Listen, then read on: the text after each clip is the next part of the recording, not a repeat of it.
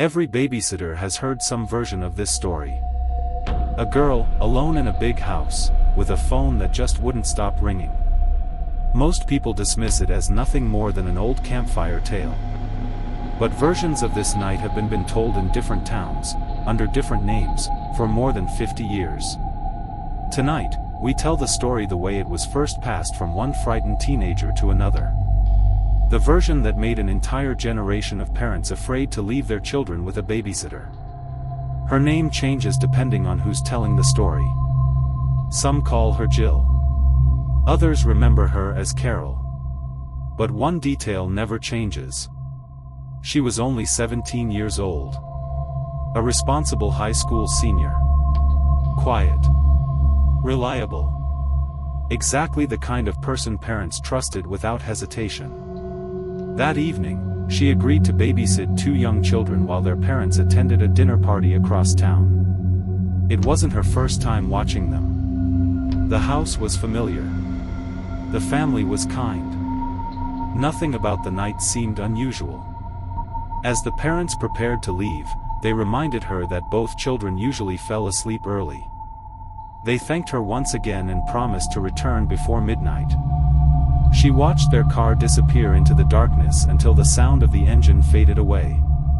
Now, she was completely alone. By 9 o'clock, both children were asleep upstairs. She quietly checked each bedroom before returning downstairs. Everything looked peaceful. The younger child hugged a stuffed teddy bear beneath the blanket. The older child slept peacefully beside a small glowing nightlight. She gently closed both bedroom doors and walked back downstairs. The house settled into complete silence. The kind of silence that feels perfectly normal. Until suddenly, it doesn't. She poured herself a soda, turned on the television, curled up on the couch. For a while, everything felt completely ordinary. Outside, a cold wind moved through the trees. Branches scraped softly against the upstairs windows.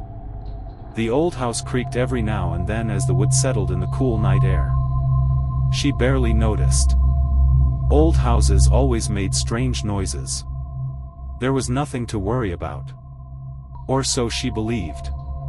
A little after 10 o'clock, the telephone rang. The sharp sound echoed through the quiet living room. She smiled, assuming it was the children's parents checking in. She picked up the receiver. Hello? For several long seconds, there was only silence. Then, a man's voice. Low. Calm. Almost emotionless.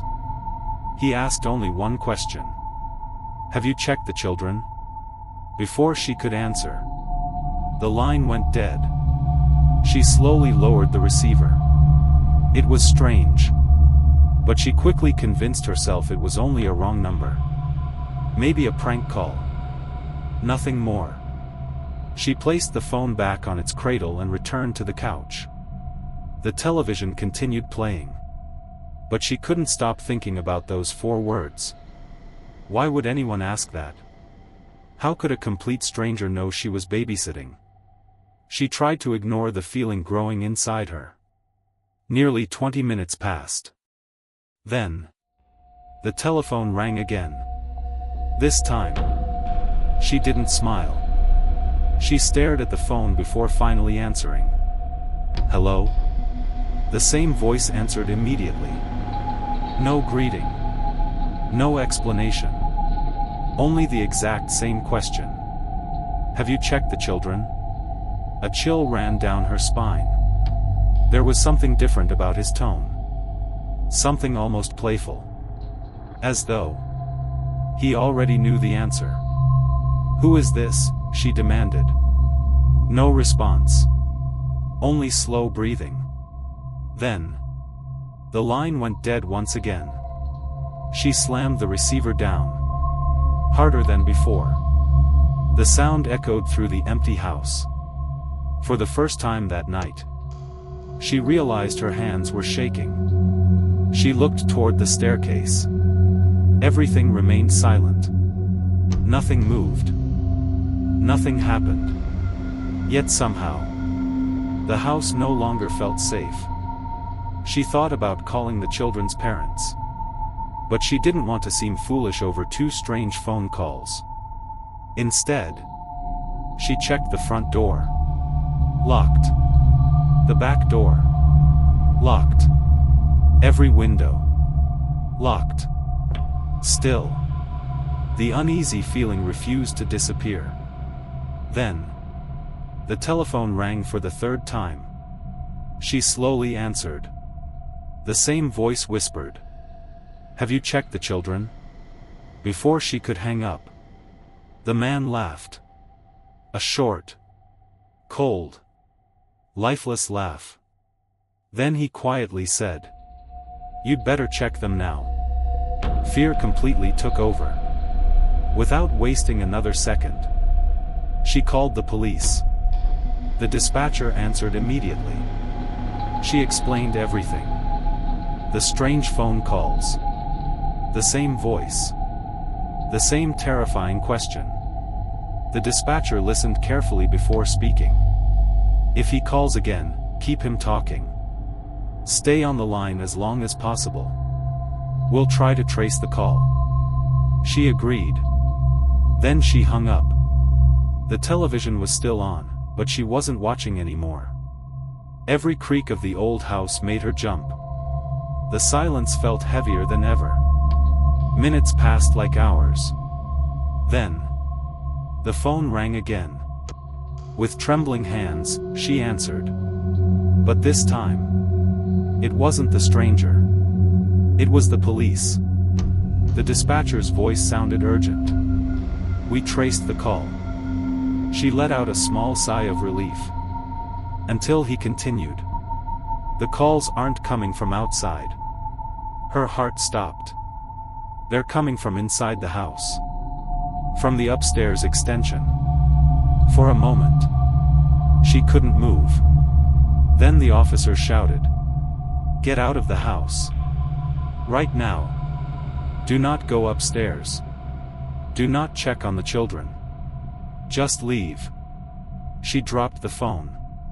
Every instinct told her to run upstairs and save the children.